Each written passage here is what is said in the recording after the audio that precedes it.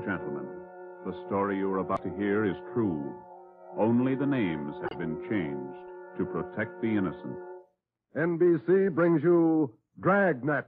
You're a detective sergeant. You're assigned to narcotics detail.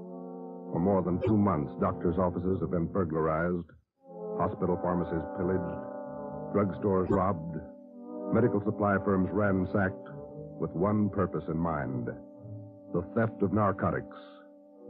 The criminals are expert, cunning, vicious. Your job, get them. Dragnet, the documented drama of an actual crime, investigated and solved by the men who unrelentingly stand watch on the security of your home, your family, and your life. For the next 30 minutes, transcribed in cooperation with the Los Angeles Police Department, you will travel step by step on the side of the law through an actual case from official police files. From beginning to end, from crime to punishment, Dragnet is the story of your police force in action. It was Thursday, March 23rd. It was windy in Los Angeles.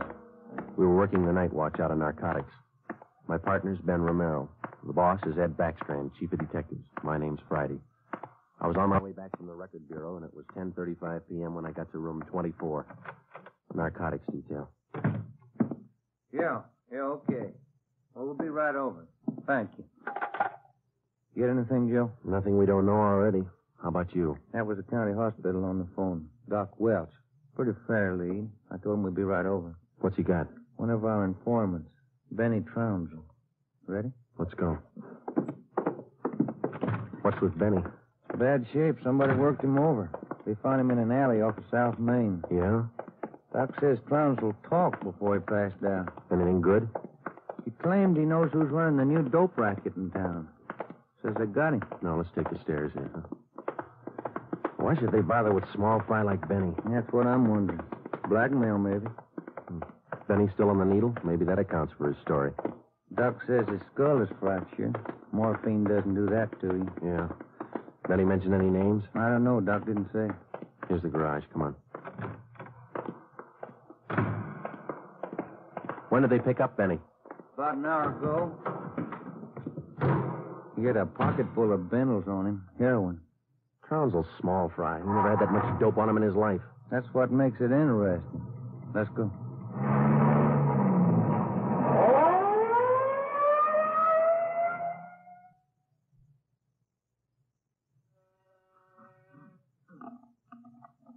County Hospital? Yes, sir. The line is busy. Will you wait? Thank you. Can I help you, gentlemen? We'd like to see Dr. Welsh. She's expecting us. Your names, please? This is Sergeant Romero. My name's Friday, police officer. Oh, yes. Around the corner to your left, room 127. The doctor's waiting for you. Thank you. Come on, Ben. I hope Benny's still talking. We could sure use a lead. Yeah. Here it is. 127. Hiya, Ben. Joe? How are you, Doc? Anything new? Just left Trounsel upstairs. You think we can talk to him now? Won't do much good. He died about 6 minutes ago. For almost 2 years, Benny Trounsel, an addict himself, had been one of the most valuable informants Ben and I had in the narcotic gangs. More than once, he had helped us solve a case, but this time, if Benny Trounsel had any direct leads to the nerve center of the newest narcotic ring, he took them with him.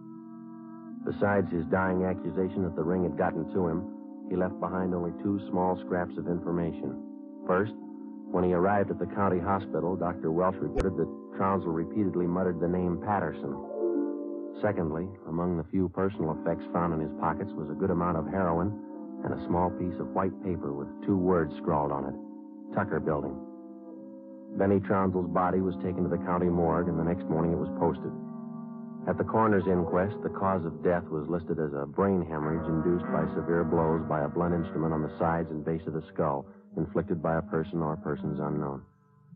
Besides Ben and myself, the only identification witness at the inquest was a woman who managed a rooming house in Benedict Alley, where Trounsel used to stay periodically.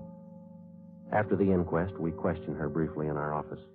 Miss Strite, you say you can't remember any friends Trounsel had while he stayed at your rooming house? No, I can't.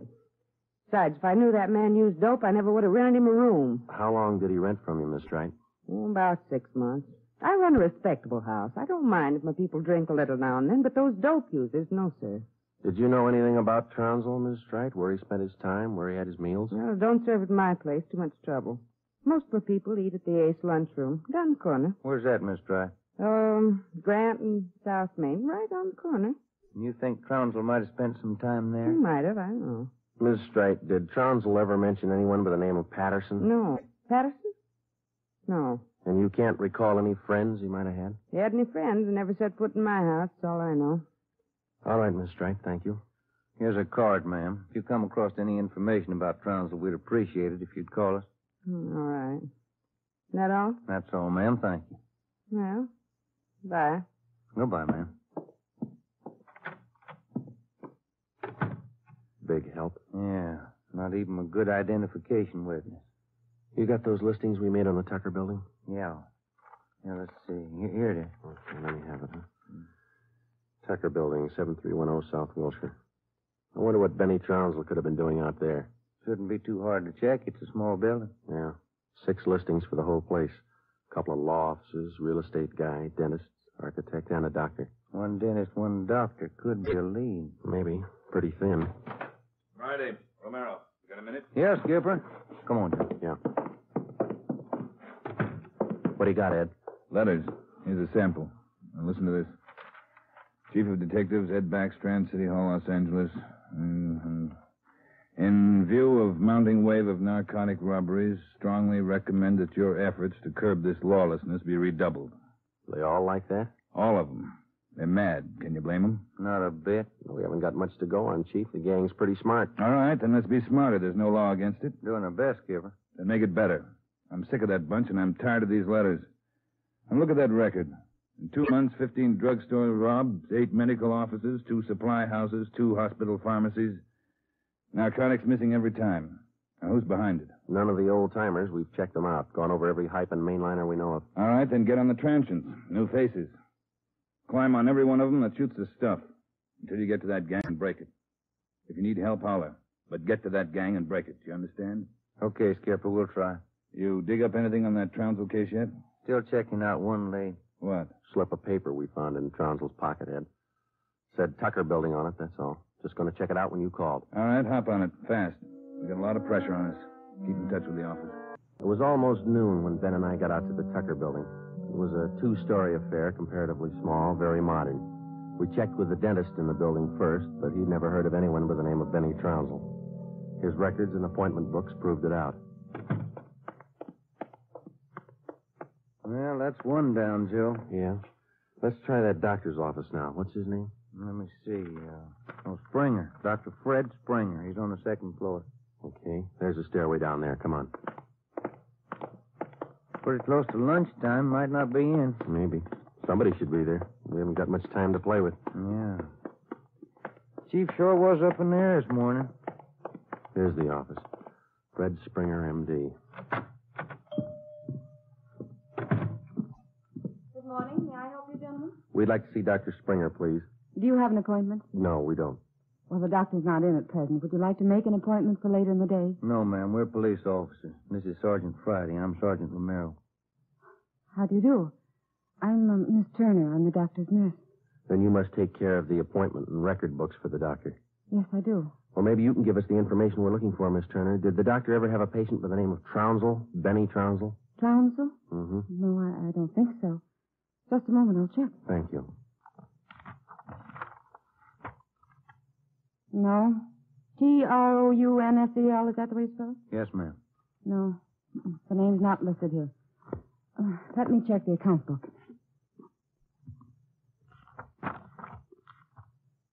No. Wait. It's funny.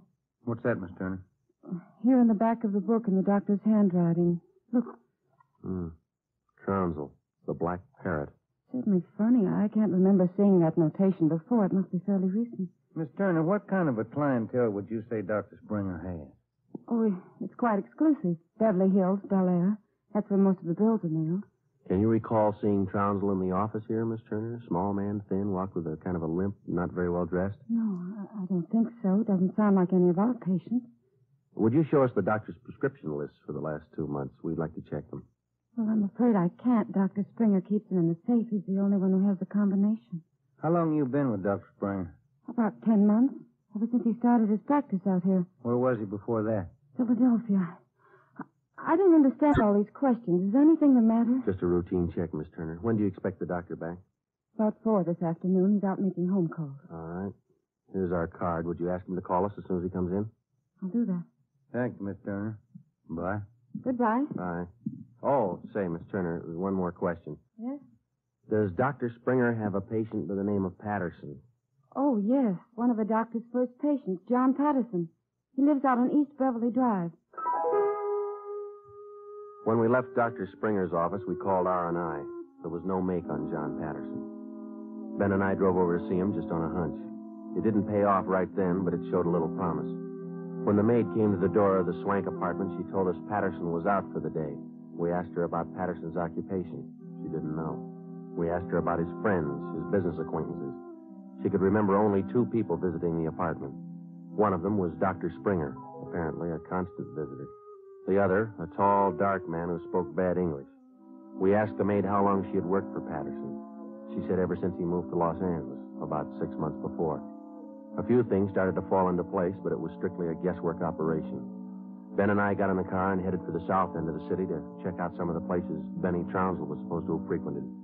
We met a stone wall. From the Ace lunchroom near Benny's former rooming house to the Black Parrot. No one was willing to talk. Threats didn't work, and neither did promises. Ben and I gave up for the moment and headed back to the office. Pacific Ambulance 1, call to Alhambra is now code 3. Seems like Skid Row doesn't want any part of this one. Yeah, there's a bad feeling. Something's got him scared. Sure would like to know what it is, or who it is. Yeah, I'd like to know Control the 1 answer to to Unit that, too. 80K. Control 1 to Unit 80K. Bus, Joe. Get it, will you? I got it. 80K to Control 1. 80K to Control 1. Go ahead. 80K. Call station 2511, code 3. 80K to Control 1. Roger. KMA 367. Wonder what that's all about. Well, let's find out. There's a drugstore. They ought to have a phone. Pull over, huh? You got a nickel? Oh, yeah, sure. Thanks. I'll be back in a minute.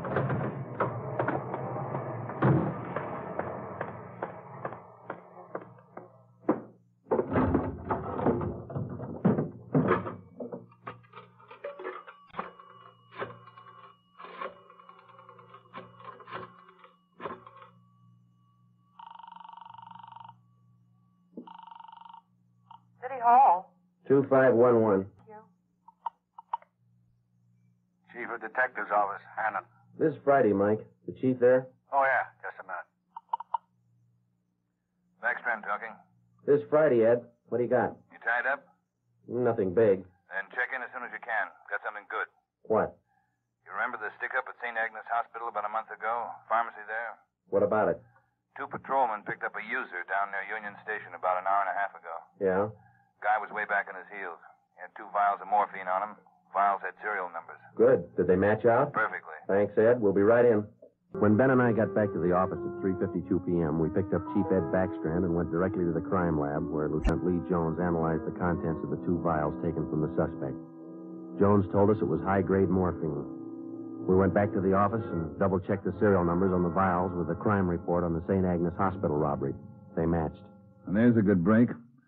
These vials were in the loot when the gang knocked over the hospital 28 days ago. Now stay on the trail and we'll crack that gang wide open. This the arrest report on the guy, Ed? Yeah. Picked him up in a bar off South Main. Who is the guy? A transient? Yeah, here it is, Ben. James Steiner, Phoenix, Arizona, age 37, transient laborer. Anybody talk this guy yet, Ed? Not yet. He shouldn't be too hard. You better get on it. Right, Skipper. Come on, Joe. Check you later, Ed. What time you got, Ben? Let me see. 25 past 4. Phone call for you, Ben. Yeah, who was it? Your wife wants you to pick up some aspirin and a bottle of nose drops for your kid on your way home. Oh, yeah, almost forgot. That the only call we had, Mike? That's right. Thanks. Well, You got that Dr. Springer's number, Ben? Yeah. Here it is. Crestview 55284. Thanks. Nurse said he'd call us around 4, didn't he? Yeah.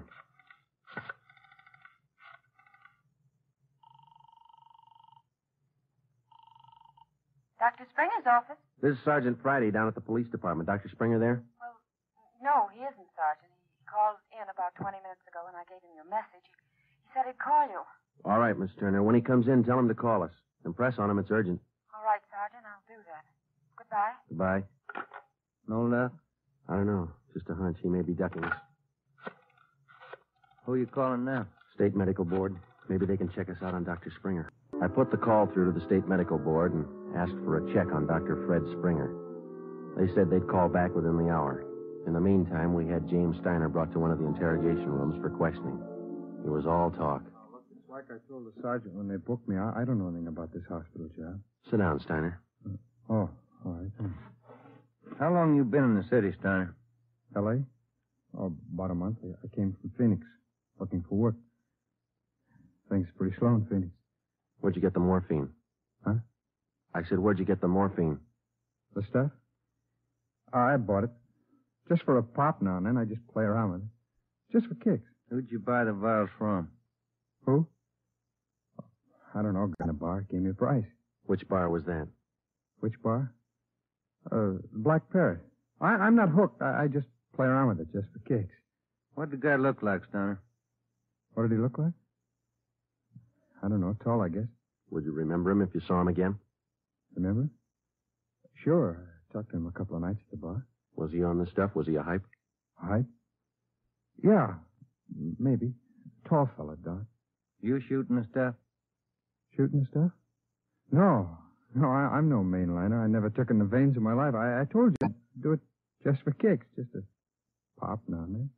Take off your shirt. Let's see your arms. Huh? My arms? Come on, take it off. Well, who are you kidding, Steiner? Your arm looks like a pincushion. I told you, just once in a while, just for the kicks. I'm hooked on it. They found 2 vials of stolen morphine on you, Steiner. You can go 2 ways, hard or easy. Hard or easy? I told you I ain't done nothing. I bought this stuff. I use a cap or a bindle once in a while for kicks, but I'm not hooked. I bought the stuff, I tell you. Who was he, Steiner? Who sold it to you? Who? I told you. I met him in a bar, the Black Parrot. Who was he? He was tall. Dark. He gave me a good price. Come on, let's have it, Steiner. His name. I'm feeling sick. You got something for me? I'm sick. All right. Mike. Yeah, Joe. Get some milk. A couple of quarts right away. Okay. You ready to tell us, Steiner? Who was he? I'm sick. I'm sick. We're getting some milk for you now. Come on, you better talk. Max. That's all he said. Name was Max. He gave me a good price. I only take a pop now and then just for kicks. You think you could point him out for us? Yeah. Maybe. I'm sick. Sick. Narcotics, Romero. Hello. This is Dr. Springer calling. You wanted to talk to me. Yes, we did, Doctor, and we've got a few questions we'd like to ask you. Oh, hold on just a minute, will you? Dr. Springer, Joe. All right, tell him we got to see him tonight. We'll call him back later. Dr. Springer? Yes? Sorry, Doctor. We'll have to see you later on tonight. You be at home? Well, I have an appointment this evening. Would you mind telling me what this is all about? Sure, Doctor. It's about a man named Benny Trounsel. Oh. I see. And if you don't mind, we'd like to check over your prescription list with you. Yes. I'll cancel my appointment. You can contact me here at home. 1538 South Road. I'll be here all night. All right, Doctor. Thank you. We'll see you later then. Yes. Goodbye. Goodbye. What'd he say? All right? Yeah, it's all right. I'll buy that hunch of yours now, Joe. Dr. Springer, he knows who killed Benny Trounsel. I bet he knows why. When Mike Hannon came back with the milk, we fed it to Steiner, and then we put him back in his cell. We put in another call to John Patterson out on East Beverly Drive, but there was no answer. We left word with Hannon where we were going, and then Ben and I headed out for Dr. Springer's home. It was 7:35 when we pulled up into the driveway at 1538 South Road, a low, rambling ranch-type home. We got out of the car and made our way down the path to the front door. A gray Persian cat followed us. The door was half open. We knocked, but there was no answer. Through the window, we could see the living room was dimly lighted. We went in. We found Dr. Springer sitting in a large carved mahogany chair in the dining room. The room was hung with draperies. He was slumped forward, face down on the dining table. There was a bullet hole in his right temple. On the floor near his right hand was a .32 automatic pistol. In the center of the dining table was a piece of white paper. Looks like he beat us. Yeah. Any names on that confession? One says he killed Trounsel. No, wait a minute. It says, John Patterson. He forced me to this. What? I don't know. What's it look like to you? Here's another one. Norberg. That's all it says. And then he signed his name, Dr. Fred Springer. Ben, come over here. Look at these. Hypodermic needle. It works. Is this morphine? White powder. Could be. Then he was on it himself. Looks like it. We'll find out when they post him. I'll get it. Yeah. Sergeant Friday there, please. This is Joe, Mike. What do you got? Can you talk all right there? Yeah, go ahead. Just got a kickback on your call to the State Medical Board on this Dr. Fred Springer. Mm-hmm. He's not a registered physician in the state of California. Besides that, his license was revoked in Pennsylvania 2 years ago. Illegal operations. That explains it. Notify homicide. Get the crime lab in the corner out here, will you? Looks like Springer shot himself. Okay, Joe, right away. We'll wait for him, but hurry him up, Mike. We got a couple more places to check out tonight. Okay, Joe, see you later. Right. What's next? Patterson place? I don't know. Maybe we ought to try Steiner first. Sounds good to me. Feels like we're getting close. Yeah, Ben. Real close. 12 minutes later, homicide and the crime lab men checked in at the Springer house, and Ben and I checked out. We went back to the office and found Ed Backstrand waiting for us. We told him our story, and he sent 2 men out to keep an eye on the Patterson place. 2 other men went to work to try and track down the other name in Springer's confession note, Norberg. Ben and I went up to the county jail and picked up Steiner. The 3 of us started out to look for the man who sold Steiner the 2 vials of morphine stolen from the hospital pharmacy a month before. The man's name was Max. He was tall and dark. That was all we knew. The rest of it was up to Steiner. 2 other men from the detail, Davis and Emerson, came along with us to take care of Steiner if anything went wrong. Our first stop was the Black Parrot Tavern. Davis parked the car in an alley down the street. Steiner, Ben, and I got out and walked the rest of the way. You understand what you're supposed to do, Steiner? Me? Yeah. I go in first and sit at the bar. You 2 will follow me. I sit at the bar, and if I see Max, I give you the sign. That's okay, huh? That's right. And you don't try to break for it. Break for it? Me? I told you, I'm squaring with you guys. All right, Steiner. Go ahead. Let's hope it works, Joe. Yeah. There he goes inside. Come on. Now, look, try to grab one of the booths along the wall if you can, huh? Right. Here we are.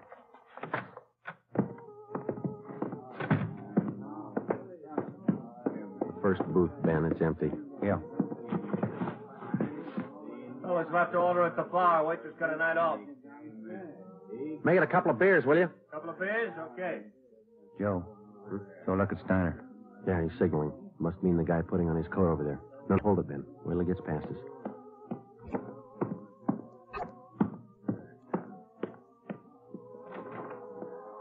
All right, get Steiner back to the car. I'll tail the guy. You come after me.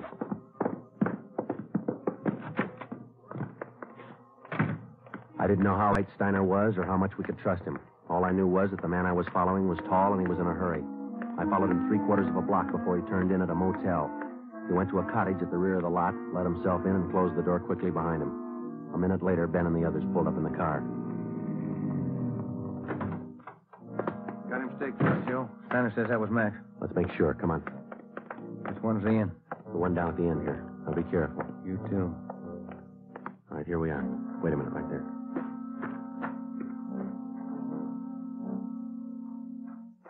Look, there's no rear door. He's got to come out the front. Keep the door clear. You ready? What's that? Cover me.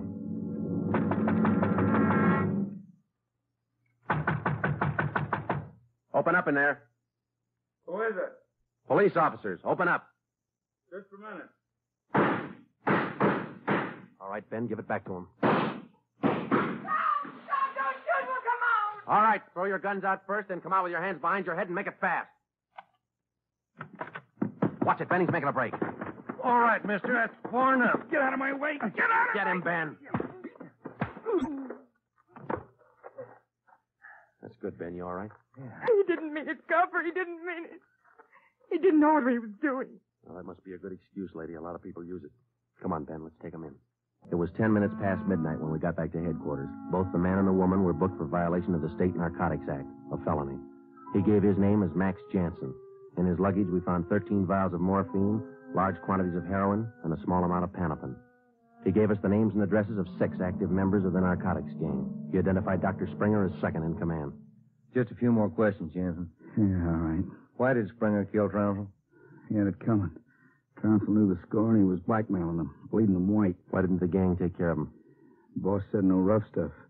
Things were going too good. He warned Springer, but he wouldn't listen. All right, Jensen, just one more question. Who's the boss? So I get off light? State's witness? It might help. We can't promise you anything. Who's the boss, Patterson? Yeah. 138 East Beverly Drive? That's right. What about Norberg? How does he figure? The same guy. Patterson and Norberg, both the same. And what's his real name? Norberg. Tony Norberg. What's his front? He's legitter. He used to be importing business. Where? Here. Got an office downtown. Do I get protection? Where's Norberg now? Home out in Laurel Canyon. Do I get protection? I thought you said he lived out on East Beverly. His apartment. His home's out in the canyon. Where? What's the address? Do I get protection? You'll get protection. Wind Way. 860 Wind Way. All right, Friday. Romero, take some men with you.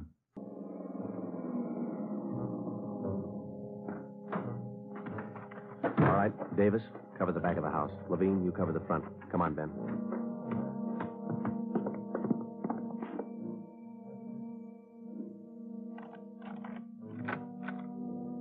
Yes? Mr. Norberg in?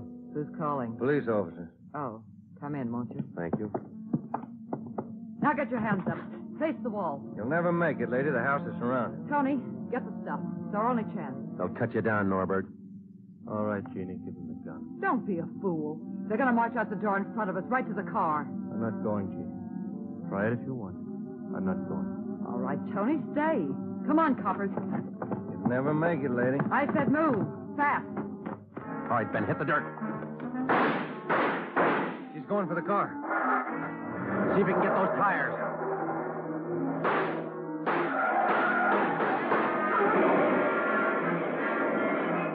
Come on.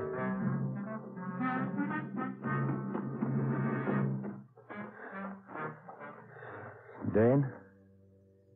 Yeah. Norberg was smart. Must be the girlfriend. Guess so.